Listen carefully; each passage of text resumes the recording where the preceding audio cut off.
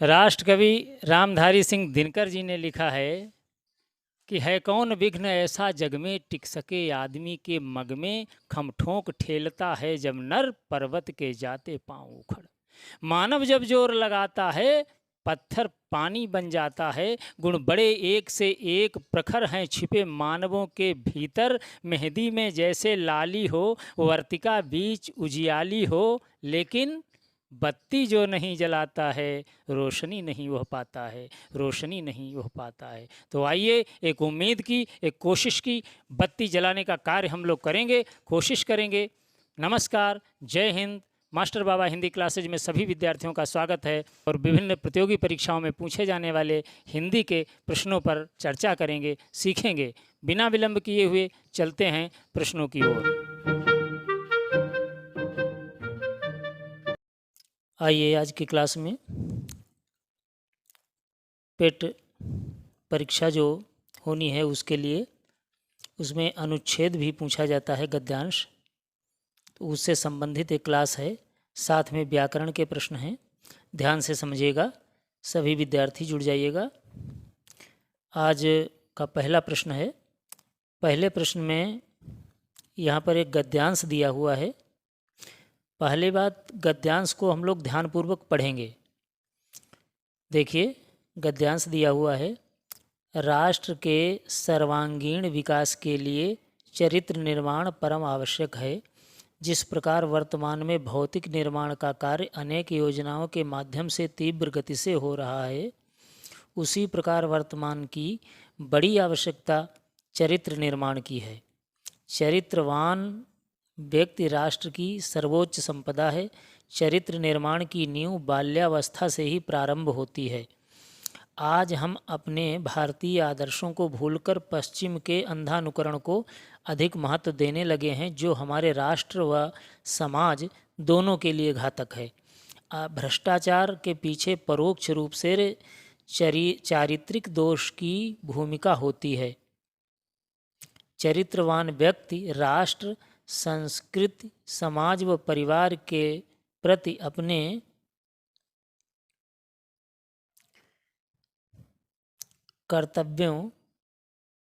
कर्तव्य के लिए हमेशा समर्पित रहता है। ये हमारा गद्यांश दिया हुआ है।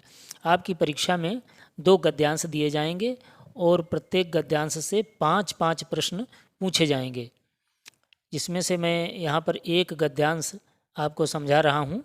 इसी प्रकार से 2 गद्यांश होंगे उसमें। तो गद्यांश फिर नीचे लिखा हुआ है, उपरयुक्त गद्यांश के अनुसार निम्नलिखित 1 से 5 प्रश्नों के उत्तर दीजिए। अर्थात 5 प्रश्न इस गद्यांश पर निर्भर हैं, उसी से उत्तर देना है। देखिए, इसमें सबसे मुख्य बात ये है ध्यान देने की कि जो गद्यांश से संबंधित प्रश्न होते हैं उनमें हमको उत्तर गद्यांश से ही ढूंढकर निकालना है, अपनी तरफ से नहीं मिलाना है। बस इस बात का विशेष ध्यान रखना है। तो पहला प्रश्न देखते हैं, चरित्र निर्माण की क्यों आवश्यकता है? 4 ऑप्शन दिए हुए हैं। चरित्र निर्माण की क्यों आवश्यकता है ये पूछा जा रहा है। समाजोपयोगी कार्यों के लिए, राष्ट्र की योजनाओं के संचालन के लिए, राष्ट्र के सर्वांगीण विकास के लिए, या फिर मानव कल्याण के लिए ये पूछा जा रहा है। अब हम एक बार फिर से देखेंगे, गद्यांश की ओर चलेंगे कि चरित्र निर्माण की क्यों आवश्यकता है। इस बात को ध्यान में रखते हुए गद्यांश देखेंगे। लिखा है, राष्ट्र के सर्वांगीण विकास के लिए चरित्र निर्माण परम आवश्यक है। राष्ट्र के सर्वांगीण विकास के लिए देखते हैं, इस प्रकार का कोई ऑप्शन है इसमें? देखिए, राष्ट्र के सर्वांगीण विकास के लिए ऑप्शन नंबर 3 बिल्कुल सही होगा। राष्ट्र के सर्वांगीण विकास के लिए चरित्र निर्माण की आवश्यकता है, ये गद्यांश कह रहा है हमारा। बिल्कुल सही उत्तर होगा ऑप्शन नंबर 3। अगले प्रश्न की ओर चलते हैं। अगला प्रश्न है, समाज के लिए लाभकारी होते हैं धनवान व्यक्ति, उत्तम चरित्रवान व्यक्ति, परिश्रमी व्यक्ति, शक्तिशाली व्यक्ति। अब हम देखते हैं समाज के लिए लाभकारी क्या होते हैं। ये जो ऑप्शन हैं इनमें से सबसे ज़्यादा मिलता जुलता ऑप्शन कौन हमको मिल रहा है गद्यांश में। गद्यांश एक बार फिर से देखते हैं। योजनाओं के माध्यम से तीव्र गति से हो रहा है, उसी प्रकार वर्तमान की बड़ी आवश्यकता चरित्र निर्माण की है। चरित्रवान व्यक्ति राष्ट्र की सर्वोच्च संपदा है। राष्ट्र की सर्वोच्च संपदा कौन है? चरित्रवान व्यक्ति। चरित्रवान व्यक्ति जो है राष्ट्र की सर्वोच्च संपदा है। और फिर इसके बाद में महत्व देने समाज दोनों के लिए, देखिए इसी को देखते हैं हम, शायद यही उत्तर होगा, चरित्रवान व्यक्ति। ऐसा कोई ऑप्शन इसमें से है समाज के लिए लाभकारी हैं, कौन है? उत्तम चरित्रवान व्यक्ति। देखिए उत्तम चरित्रवान व्यक्ति यहाँ पर दिया हुआ है धनवान व्यक्ति, ये नहीं सटीक है। परिश्रमी उतना सटीक नहीं है। शक्तिशाली सटीक नहीं है। उत्तम चरित्रवान व्यक्ति, चूँकि चरित्र संबंधी, चरित्र और राष्ट्र के संबंध में ही संपूर्ण ये गद्यांश है, इसका मतलब ऑप्शन नंबर 2 हमारा बिल्कुल सही होगा क्वेश्चन नंबर 2 का। अगले क्वेश्चन की ओर चलते हैं। क्वेश्चन नंबर 3, भारतीयता के प्रति हीन भावना का कारण क्या है? हमारी भारतीयता जो है, हमारी भारतीय पद्धतियां हैं, उनके प्रति अगर हमारे मन में जो हीन भावना इस समय वर्तमान में अगर चलने लगी है तो उसका कारण क्या होगा? ये गद्यांश क्या कह रहा है ये हम देखते हैं। इसमें से ऑप्शन दिए हुए हैं पुरातन संस्कृति, ये हो ही नहीं सकता है। गुरुकुल की शिक्षा पद्धति, ये भी नहीं हो सकता है। भौतिक निर्माण कार्य से हीन भावना, ये भी नहीं होगा। पश्चिम का अनुकरण, ये होना चाहिए, लेकिन फिर भी हम गद्यांश एक बार जरूर देखेंगे। तो गद्यांश की ओर चलते हैं और देखते हैं इसमें कहाँ पर क्या लिखा है। आज हम अपने भारतीय आदर्शों को भूलकर पश्चिम के अंधानुकरण को अधिक महत्व देने लगे हैं। ये हमारे राष्ट्र व समाज दोनों के लिए घातक है। ये जो है पश्चिम का अंधानुकरण, ये जो है पश्चिमी देशों का अंधानुकरण जो करने लगे हैं भारतीय आदर्शों को भूलकर, बस यहीं पर हमारा जवाब है। देखते हैं इसमें ऑप्शन दिया हुआ है पश्चिम का अनुकरण, ये है हमारा पश्चिम का अनुकरण। ऑप्शन नंबर 3 बिल्कुल सही उत्तर होगा हमारा। भारतीयता के प्रति हीन भावना का कारण है पश्चिम का अंधानुकरण दिया हुआ है उसमें, यहाँ पर केवल दिया है पश्चिम का अनुकरण, लेकिन बिल्कुल सही हमारा यही जवाब होगा ऑप्शन नंबर 3। अगले क्वेश्चन की ओर चलते हैं। क्वेश्चन नंबर 4, बाल्यावस्था का सही संधि विच्छेद क्या होगा? देखिए हमारे गद्यांश में कुछ ऐसे शब्द दिए होते हैं, उन्हीं से व्याकरण के प्रश्न पूछ लिए जाते हैं। उन्हीं में से एक है बाल्यावस्था का सही संधि विच्छेद पूछ रहा है। बाल्यावस्था क्या होगा? बाल अवस्था या बाल्य अवस्था या फिर बाल्याधन अवस्था या बाल्याधन अवस्था? तो इसका क्वेश्चन नंबर 4 का बिल्कुल सही उत्तर होगा ऑप्शन नंबर 2 बाल्य धन अवस्था। ये जो है बाल्य धन अवस्था, ये बिल्कुल सही होगा बाल्य धन अवस्था। बाल्य धन अवस्था, यहाँ का आ और यहाँ का आ मिलकर हो जाएगा दीर्घ आ। ये दीर्घ स्वर संधि है। कौन सी संधि है? दीर्घ स्वर संधि। ऑप्शन नंबर 2 बिल्कुल सही होगा। अगले क्वेश्चन की ओर चलते हैं। क्वेश्चन नंबर 5, परोक्ष का विलोम बताइए। ये भी गद्यांश से ही लिया गया है शब्द परोक्ष। परोक्ष का विलोम पूछा गया है। क्या होता है? प्रत्यक्ष, उपकार, प्रकट, अप्रत्यक्ष। तो यहाँ पर परोक्ष का विलोम होता है प्रत्यक्ष। Option number 1। देखिए प्रत्यक्ष का मतलब होता है आँखों के सामने। प्रत्यक्ष का मतलब क्या होता है? अर्थ आँखों के सामने, ये होता है प्रत्यक्ष। और परोक्ष का मतलब होता है आँखों से दूर, है ना? आँखों से दूर मतलब सामने नहीं, आँखों से परे, ये होता है परोक्ष। तो ऑप्शन नंबर 1 बिल्कुल सही होगा।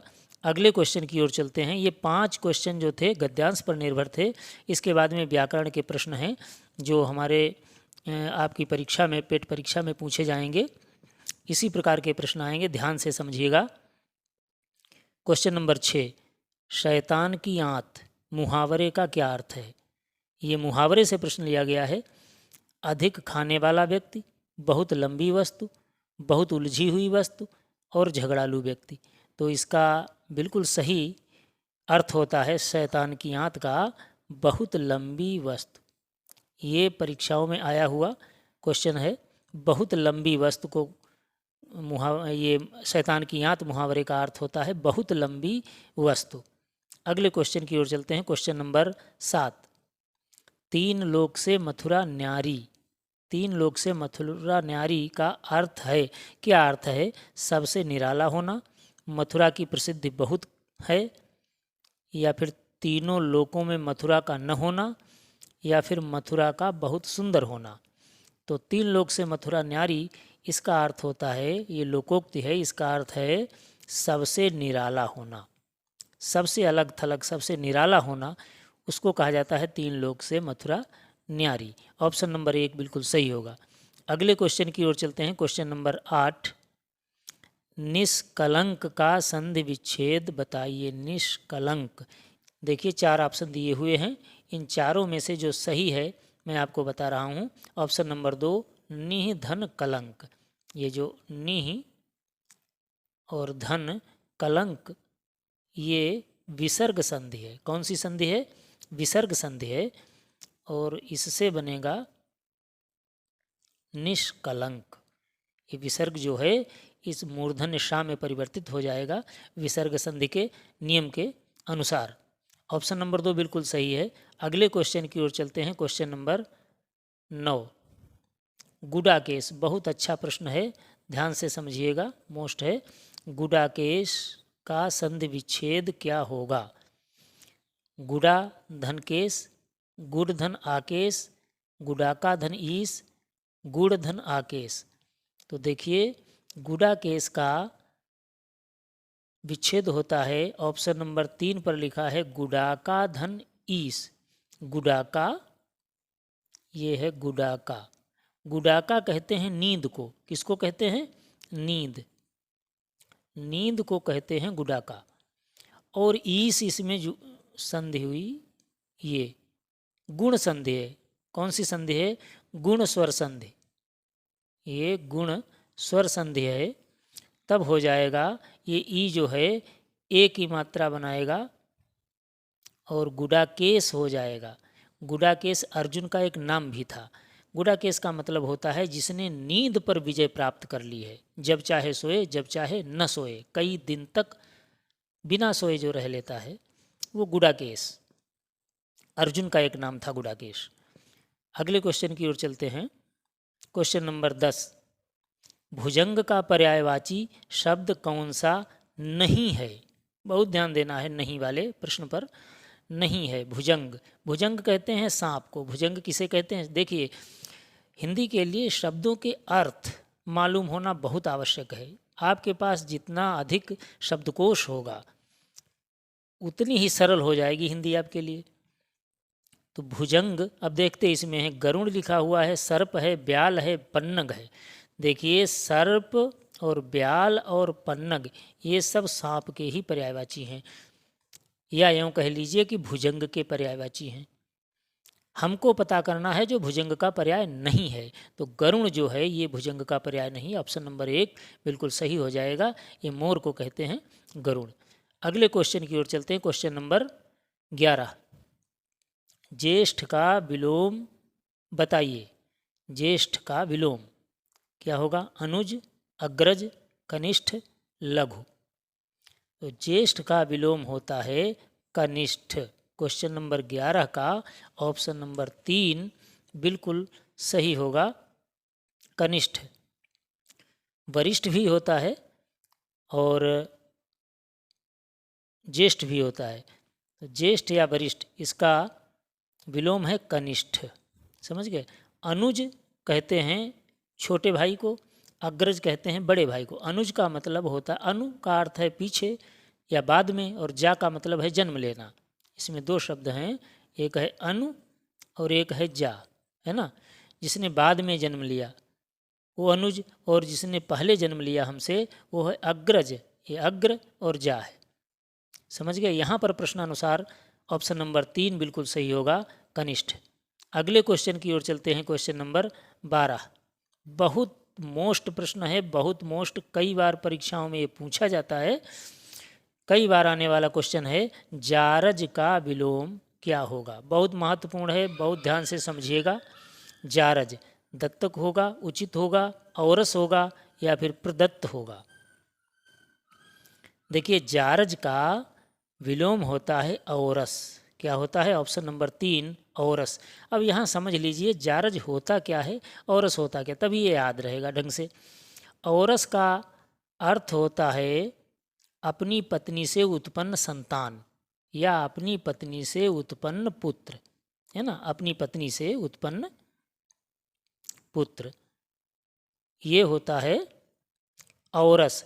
और जारज होता है अपने पति के अलावा दूसरे पति से उत्पन्न संतान जो होती है उसे जारज कहा जाता है। उम्मीद है आप लोग समझ गए होंगे। अगले क्वेश्चन की ओर चलते हैं, क्वेश्चन नंबर 13। जो कभी बूढ़ा न हो, जिस पर कभी बुढ़ापा ना आए, जो बूढ़ा न हो, उसे क्या कहते हैं? वाक्य के लिए एक शब्द, उससे ये प्रश्न लिया गया है। क्या कहते हैं? अमर, निर्झर, अजर, निर्जन।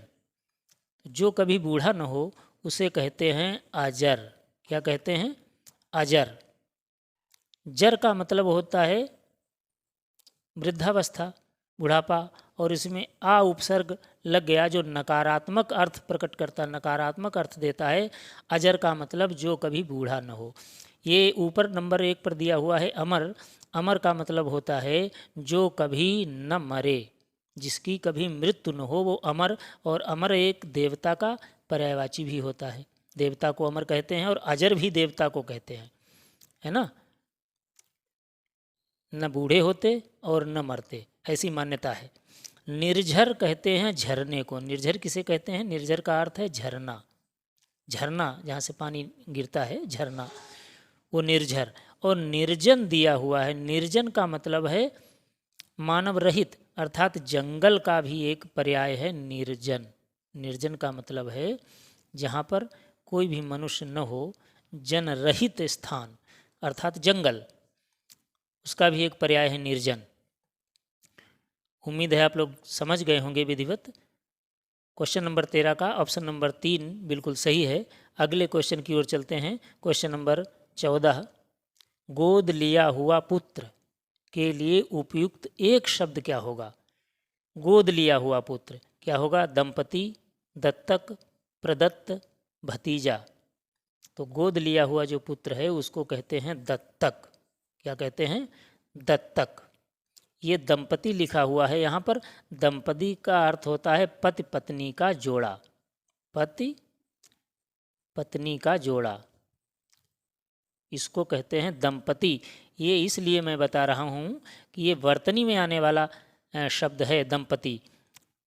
आपके सामने ऐसे भी आएगा दंपति, ये बिल्कुल गलत होता है और सही होता है दंपति।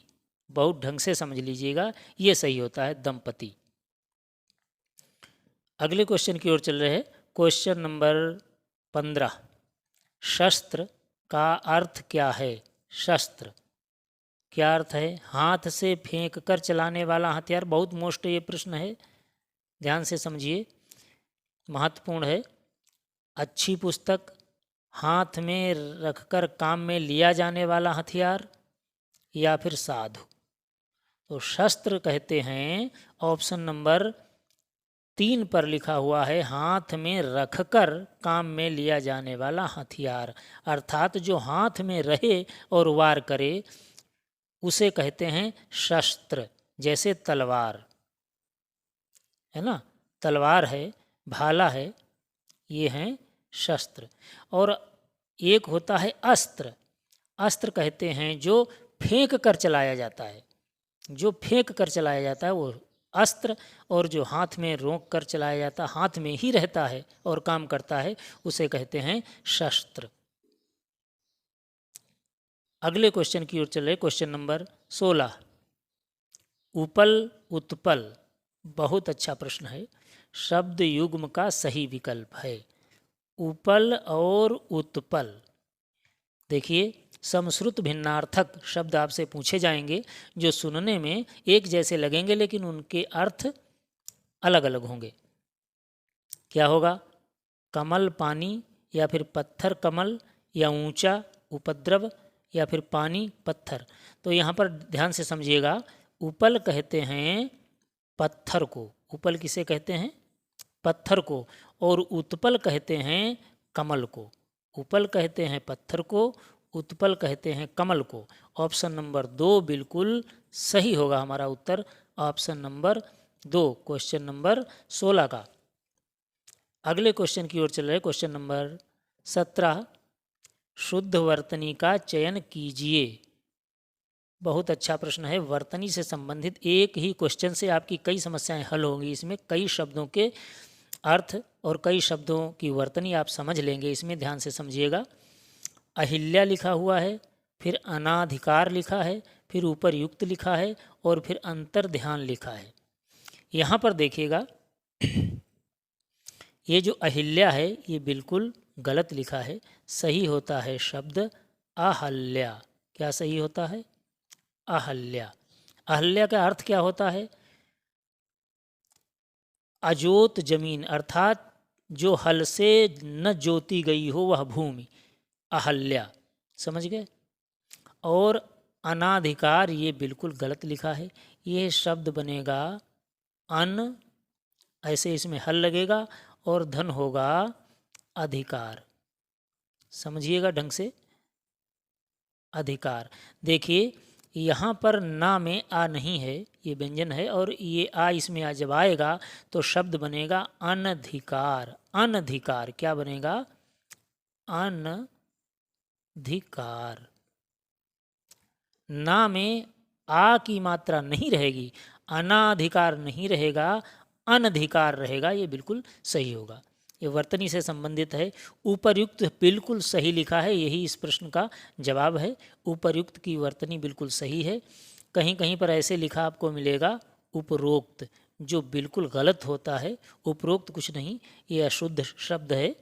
सही है उपर्युक्त। फिर है अंतर्ध्यान, ये भी गलत लिखा है। अंतर्ध्यान कुछ नहीं होता है, शब्द सही होता है अंतर्धान। बहुत ढंग से समझिएगा, समाज में बहुत कुछ गड़बड़ चल रहा है, गलत फहमियाँ चल रही, रखें कहाँ तक ध्यान। मच्छरदानी बताते सोते हैं इंसान, सोते हैं इंसान कई बातें बेढंगी, पीला पीला रंग किंतु कहते नारंगी। तो इस तरीके से अंतर्ध्यान हम लोग बोल देते हैं, लेकिन वो गलत है सर्वथा। सही होता है अंतर्धान। इस तरीके से वर्तनी होगी अंतर्धान की। उम्मीद है आप लोग विधिवत समझ गए होंगे। अगले क्वेश्चन की ओर चलते हैं, क्वेश्चन नंबर 18, बीजक। बीजक किसका रचना संग्रह है? बीजक जो ग्रंथ है, रचना संग्रह है, किसका है रचना संग्रह, ये पूछा जा रहा है। रचना और रचनाकार से संबंधित भी प्रश्न आएंगे पेट परीक्षा में। तुलसीदास, कबीरदास, सूरदास, बिहारी। तो बीजक ये कबीरदास का रचना संग्रह है। बीजक बिल्कुल सही होगा, ऑप्शन नंबर 2। अगला क्वेश्चन नंबर 19, अंधेर नगरी। अंधेर नगरी के लेखक कौन है? अंधेर नगरी के लेखक कौन है? भारतेंदु हरिश्चंद्र, रामकुमार वर्मा, प्रताप नारायण मिश्र, रामधारी सिंह दिनकर। तो अंधेर नगरी ये एक एकांकी है, नाटक के अंतर्गत एक एकांकी आता है। तो ये एकांकी है ये, और इसके लेखक हैं भारतेंदु हरिश्चंद्र। कौन है? भारतेंदु हरिश्चंद्र। इनका एक पूछा जाता है नाटक भारत दुर्दशा, ये भी बहुत पूछा जाता है, भारत दुर्दशा। समझ लीजिएगा। अगले क्वेश्चन की ओर चलते हैं, क्वेश्चन नंबर 20, कौवा को स्त्रीलिंग करने के लिए क्या करेंगे? बहुत अच्छा प्रश्न है, ध्यान से समझिएगा। ऐसे भी प्रश्न आते हैं जो हमारी एक व्याकरण में प्रश्न पूछने की पद्धति है, उससे कुछ हट करके, और इस पर भी बहुत ध्यान देना है। ऐसा प्रश्न आ जाए तो आप क्या करेंगे? ढंग से बहुत ध्यान से पढ़िएगा इसके ऑप्शन। कौवा को स्त्रीलिंग करने के लिए क्या करेंगे? कौवा पुल्लिंग शब्द है और इसको अगर हम स्त्रीलिंग करते हैं तो क्या होगा? कौवा के बाद ई लगाएंगे, यानी ई लगाएंगे तो क्या हो जाएगा? कौवी। ये सही होगा क्या? फिर अगला कह रहा है कौवा के बाद आनी लगाएंगे तो हो जाएगा कौवानी। ये सही होगा क्या? फिर तीसरा कह रहा है कौवा के पहले स्त्री लगाएंगे तो हो जाएगा स्त्री कौवा। क्या ये सही होगा? फिर कह रहा है कौवा के पहले मादा लगाएंगे तो हो जाएगा मादा कौवा। क्या हो जाएगा? मादा कौवा। ऐसे कौवा, देखिए कौवा ऐसे भी लिख दिया जाता है, ये कोई ख़ास बात नहीं है। ऐसे आ जाए तब भी यही रहेगा और ऐसे आ जाए तब भी यही रहेगा, दोनों तरीके से लिखा जाता है। और यहाँ पर बिल्कुल सही ऑप्शन होगा ऑप्शन नंबर 4। कौवा के पहले मादा लगाएंगे, शब्द बनेगा मादा कौवा।